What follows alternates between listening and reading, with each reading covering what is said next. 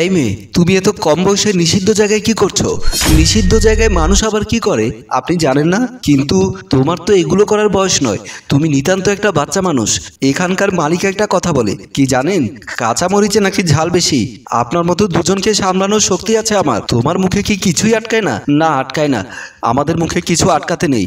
আর আপনি এত সাধু পুরুষ এই নিষিদ্ধ জায়গায় আপনার কাজ কি? আমি আজ প্রথমবারের মতো এলাম এই জায়গায়, এমনিতে অভ্যাস নেই।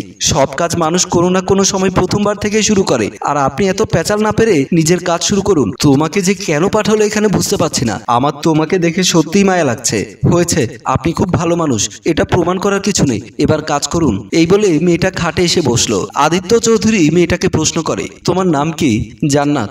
আমার নামটা জান্নাত ঠিকই, কিন্তু দেখুন ছোটবেলা থেকে আমার এই জাহান্নামের ভেতরে বসবাস। এটা অবশ্য ঠিক বলেছ। আদিত্য চৌধুরী বয়স সামনের বছর 50-এর ঘরে পা রাখবে। তবে তাকে দেখে বয়স অনুমান করা অনেকটাই কঠিন। এখনো দেখতে যথেষ্ট হ্যান্ডসাম সে। কে বলবে এই লোকটা 20 বছর আগে বিয়ের পিঁড়িতে বসেছিল? কি ভাবছেন? করলে তাড়াতাড়ি শুরু করুন, না হয় আমি চলে যাব। আমার আরো অনেক খদ্দের আছে, তাদের কাছে যেতে হবে। আদিত্য চৌধুরী কিছুক্ষণ চিন্তা করে বলল, আচ্ছা ঠিক আছে, আসো। এমন সময় মেয়েটির মোবাইলে কল আসে। মোবাইলের কলটা দেখে লাইনটা কেটে দিয়ে মোবাইলটা বালিশের পাশে রাখে। আদিত্য চৌধুরী হঠাৎ খেয়াল করে মেয়েটির মোবাইলের স্ক্রিনে ভেসে ওঠে একটা ছবি। ছবিটা দেখে আদিত্য চৌধুরী মোবাইলটা হাতে নেয়। আদিত্য চৌধুরী মাথায় যেন আকাশ ভেঙে পড়ে। আদিত্য চৌধুরী ছবিটির দিকে তাকিয়ে বলে, এই মেয়ে, তোমার প্রোফাইলে এটা কার ছবি? আমার মায়ের। তোমার মায়ের নাম কি কাজল? হ্যাঁ, কিন্তু আপনি জানেন কিভাবে? আদিত্য চৌধুরী তখন কাঁপতে থাকে। আল্লাহ আমাকে বাঁচিয়েছে। আজ যদি এই ছবি আমি না দেখতাম, তাহলে পৃথিবীর ইতিহাসে সব বাবারাই কলঙ্কিত হয়ে থাকতো। আপনি এসব কি বলছেন? তুই তো আমার মেয়ে। কি বলছেন বাজে কথা? বাজে কথা নয় রে মা। তাহলে শোন সেদিনের ঘটনা। সেদিন আমি অফিস থেকে ফিরছিলাম। বাসার সিঁড়ি বেয়ে উঠতে দেখি সিঁড়িতে বসে আমার ছোট বোন মণি এবং তার স্বামী বিজয় কান্না করছে। আমি ওদের কাছে আসার সাথে সাথে আমার বোন মণি আমাকে জড়িয়ে ধরে কান্না করতে করতে বলতে লাগলো, ভাইয়া, আমি আর আমার স্বামী নাকি তোমার সংসার ধ্বংস করছি। আমরা নাকি তোমার সংসারে সব খেয়ে ফেলছি। এই বলে ভাবি আমাকে আর বিজয়কে ঘর থেকে বের করে দিয়েছে। কি বলছিস এসব? বিজয় বলল, হ্যাঁ ভাইয়া, আমাদের কারণে নাকি আপনার টাকা পয়সা ব্যাংকে রাখতে পারছেন না। আমরা নাকি আপনার ভবিষ্যৎ অন্ধকার করে দিচ্ছি।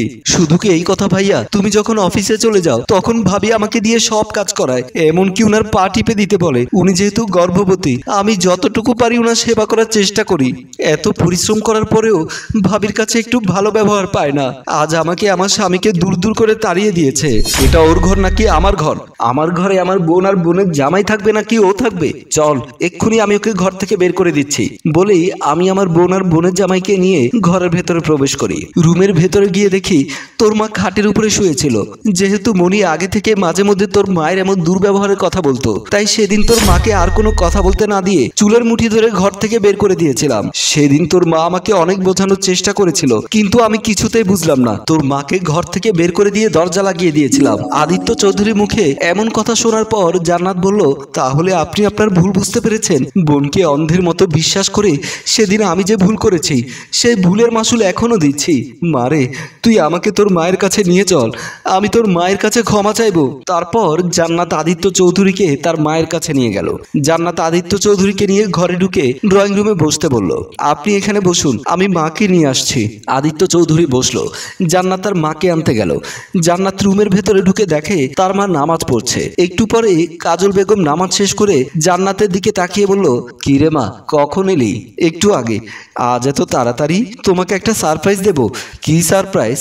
তারপর জান্নাত তার মায়ের চোখ চেপে ধরে ড্রয়িং রুমে নিয়ে আসলো।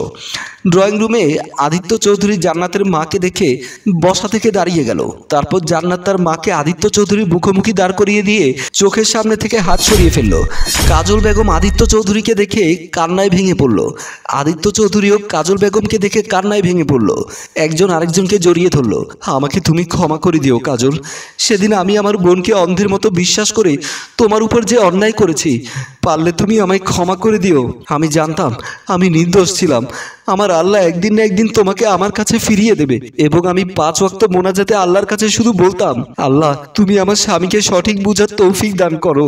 আর কোনো কথা নয়, তুমি আর আমার মেয়ে এখন আমার বাসায় চলো। মনি কোথায়? সে অনেক কথা।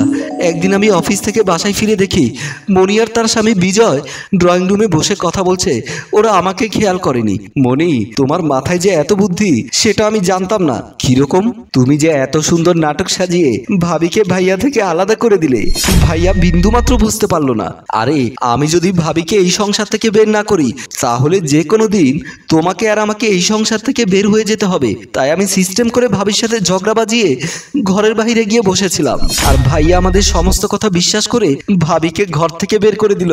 ভাবির কোনো কথাই শুনতে চাইলো না। কথাটা শোনার সাথে সাথেই আড়াল থেকে আমি ওদের সামনে এসে বললাম, বাহ মনি বাহ, তোকে তোর শ্বশুর শাশুড়ি ঘর থেকে বের করে দেওয়ার পরে তোর ভাবি আমাকে বলে তোকে আর তোর স্বামীকে সংসারে ঢুকালো, সে তুই আর তোর স্বামী মিলে তাকে এই সংসার থেকে বের করে দিলি। এই জন্যই বুঝি মানুষ বলে খাল কেটে কখনো কুমির আনতে নেই, এক্ষুনি বের হয়ে যা আমার বাড়ি থেকে, বলেই ওদের স্বামী স্ত্রী দুজনকে আমি ঘর থেকে বের করে দিলাম। সেদিনের পর থেকে আমি আর বিয়ে করিনি। কত জায়গায় তোমাদেরকে খুঁজেছি, কোথাও তোমাদেরকে খুঁজে পাইনি।